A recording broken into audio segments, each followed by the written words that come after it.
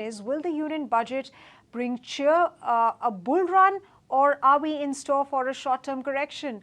What will the finance minister be really focusing on? ET now conducted a CIO survey to understand the pulse of the market. Anisha Jain, my colleague, is here with the highlights. Anisha, what does the CIO survey really reveal? What is India really looking forward to? ET now is back with the CIO poll, and this time we put the spotlight on the impending budget and we posed the questions around that to the top CIOs and the market men. And the first question, of course, was what would be the biggest focus area of this budget? Clear indication coming in that infrastructure, which has been the focus point of the government, is something which is likely to continue. Others believe that social spending might get a bit of a fillip. So there are some 42% people who believe that social spending could be the focus area, but not much expectation with respect to tax rationalization or a special push to manufacturing. The other question we posed to the market guys was whether there is a possibility of a big sell-off post the budget.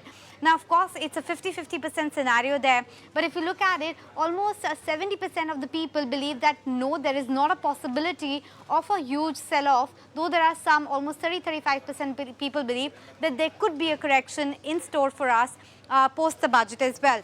What could be the measures which could be announced then in the budget? Will there be any measure to curtail the F&O speculation and the F&O speculative trading? Well, large part of the street is mentally prepared for any such announcement coming in. Almost 67% people believe it is impending. Capital gains, that continues to be the big chatter around the budget time. However, this time around, almost 67% people believe that there is no expectation right now for tinkering in the capital gains tax. Yes, there's a possibility of it. So 33% people still believe it can happen, but the large part of the street is not expecting a big change there. The next question that we pose is, what about the personal taxation front? Because there's a lot of chatter that consumption still needs a bit of a push. There the street is on board with that fact that there could be a bit of a tinkering as far as the personal taxation is concerned. Maybe the brackets could be expanded so that there is a bit more leeway for consumption to pick up, and that's the verdict that we are witnessing right now. The other questions that we posed included the like of which sectors are the ones which is going to be the focus area.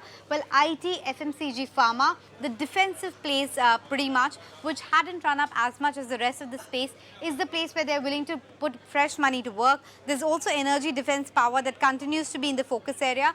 Financials, interestingly, has underperformed massively, but if you're looking at the second order of preference, financial finds its mention there. So interesting bit coming in there. A couple of other questions that we asked them was what they're most worried about in the markets right now, whether it's earnings, whether it's the FOMO feeling and the liquidity, or whether it's the valuations. Large part of the street is still worried about valuations. They're not worried about earnings. So fundamentals are not the worry area for them. It's the valuation and the FOMO feeling. And the biggest question of it all, of course, what could be the Nifty high for the year?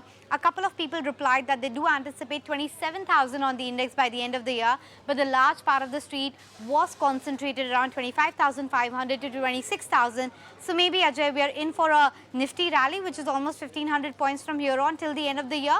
But yes, not perhaps at 27,000 on the Nifty this year. And that's what market men are telling us.